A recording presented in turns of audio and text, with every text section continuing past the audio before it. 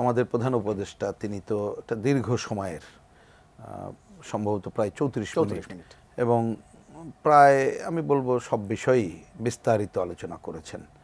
এবং এর মধ্যে আমাকে যদি বলেন যতটুকু বুঝছেন যে শুনতে পেরেছি, কালকে তো আরও পত্রিকার মাধ্যমে বিস্তারিত জানতে পারবো, তাতে হচ্ছে অনেক কিছু খোলামেলাভাবে বলেছেন। সুতরাং সেটি আমার কাছে মনে হয় এটা একটা পজিটিভ দিক, কারণ আমরা আমাদের যা বাস্তবতা সেটাই বলে যাওয়া উচিত।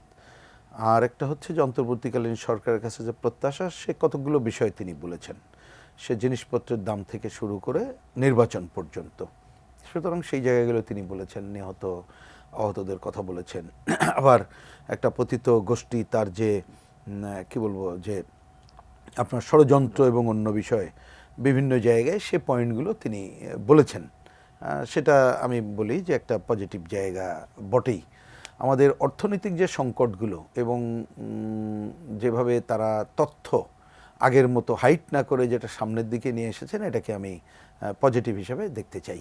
এটাই এখন মানুষের কাছে মনে হতে পারে, কারণ এটা একটু মনে রাখা দরকার যে 100 দিন এটা হয়তো একটা অন্তর্বর্তীকালীন সরকার, এই অর্থে বলছি, এই অন্তর্বর্তীকালীন সরকার এবার না যে একটা নর্মাল পরিস্থিতির পরে নর্মাল দায়িত্ব পেয়েছে।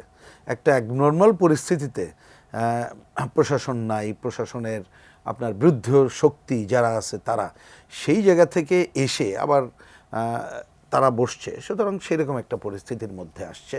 সেটা অবশ্য 100 দিন সেই বিবেচনায় আপনাকে দিন হিসাব করতে হয়। কিন্তু আবার উল্টা দিকে বিবেচনা করলে যে পরিমাণ জনসমর্থন, এটা অন্য কোনো সরকারের পক্ষে সেইটা পাওয়ার সুযোগ ছিল না। সেই বিবেচনায় মানুষের যে প্রত্যাশা, সেই জায়গাগুলোতে মানুষ আসলে কাজ দেখতে চায় আমাকে যদি বলেন। সুতরাং এই ভাষণের থেকে বিষয়টা দাঁড়াচ্ছে এই, এবং সেটা হচ্ছে যে আমি কথাটাকে এরকম অনেকেই হয়তো প্রথমে নির্বাচন পয়েন্টটাকে বলেন, কিন্তু আমার বিবেচনায় নির্বাচন পয়েন্টটাকে আমি প্রথমে বলতে চাই না। প্রথমে হচ্ছে যে দুঃশাসন ছিল, অপশাসন ছিল, তার মধ্য দিয়ে অর্থনৈতিক যে বিশৃঙ্খলা একদিনে চলে আসবে না, তার একটা ধারাবাহিকতা কিন্তু রক্ষার প্রচেষ্টা চলছে, সেটা একটি দিক আছে। কিন্তু সবচেয়ে বড় কথা, দেশের তো সাধারণ মানুষ। মাঠের অলরাউন্ডার আমি, আর ঘরের অলরাউন্ডার টাইলক্স।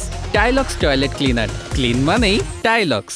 জিনিসপত্রের দাম, উৎপাদন খরচ কমবে না বাড়বে, আর সে জিনিসপত্র কীভাবে কিনবে, সেই জায়গাটা আমাকে যদি বলেন যে আরেকটু কংক্রিট পজিশনগুলো জানতে পারলে ভালো হতো। একটা কথা বলা হয়েছে যে কার্ডধারীদের জায়গাটা, কিন্তু আমাদের দিক থেকে বক্তব্যটা যেটা ছিল, অন্ততপক্ষে এইটা যদি হতো যে আমরা একটা সার্বজনীন রেশন ব্যবস্থা করব। আমি কালকেই করতে বলছি না, কিন্তু এটা একটা নীতিগত ডিসিশন যেটা দীর্ঘদিন ধরে বলে আসছি, হয়নি। কারণ আমাদের দেশের কয়দিন আগেও দেখবেন বলা আছে 27% মানুষ একেবারে অতি দরিদ্রের মধ্যে আছে। তথ্য কিন্তু আরও অনেক আছে, আমি সেদিকে যাচ্ছি না।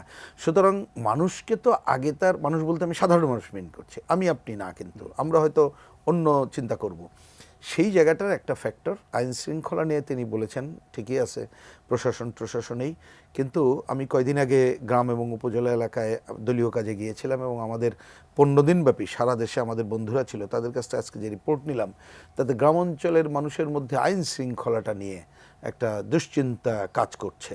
সুতরাং এই জায়গাগুলোতে আরও বেশি শার্পলি কংক্রিট পজিশনগুলো বোঝা দরকার বলে মনে করি। আর এইটা তো খুবই জরুরি, এই পয়েন্টে একটু বলি, যেহেতু আজাদ ভাই আছেন, যে আমাদের তো একটা প্রধান কাজ যারা নিহত হয়েছে, আহত হয়েছে, তাদের বিষয়টা।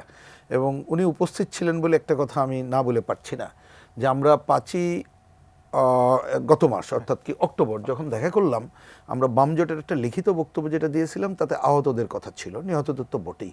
এবং আমাদের প্রধান উপদেষ্টা তিনি কিন্তু অন্য আলোচনা বাদ দিয়ে ওটাই তিনি শুরু করলেন, করে উনি একটা ব্যাখ্যা এক অর্থে দিলেন, উনি ছিলেন বলে আমি সামনে বলছি, যে উনি বললেন যে আসলে আমরা এই করছি, কিন্তু এইটা আমাদের প্রচার প্রপাগান্ডা যথাযথ হচ্ছে না। আমরা একটু হেসে দিয়ে বললাম যে আপনি একটা সরকার, তাহলে এই মেকানিজম প্রবলেম, এটা তো ঠিক না, এটা করেন। কিন্তু আমি একটু দুঃখের সাথে বলছি, এটা তো 5ই অক্টোবর বললেন, তাহলে এই আমাদের আহত বন্ধুরা তারা কেন 11, 12, 13 মানে এই সময়কালে এই যে তারা রাস্তায় নেমে এলো, এইগুলো করলো, তাহলে কমিউনিকেশন কোথায়, গ্যাপ, সংকটটা কোথায়? আমরা আশা করব মনে রাখেন, এই ধরনের এটাকে ছোট ঘটনা তো মোটেই না, কিন্তু হয়তো কাজ হচ্ছে আমরা জানছি না, যেটা উনি আজকে অনেক সুনির্দিষ্ট করেছেন। সেইটা না হলে মনে রাখতে হবে যে এই দীর্ঘ অপশাসনের সুযোগে পতিত গোষ্ঠী যেমন আছে, দীর্ঘদিন অগণতান্ত্রিকতায় কিন্তু অগণতান্ত্রিক শক্তি তারা ফুলে ফেপে উঠেছে, যাকে আমরা অপশক্তি বলি।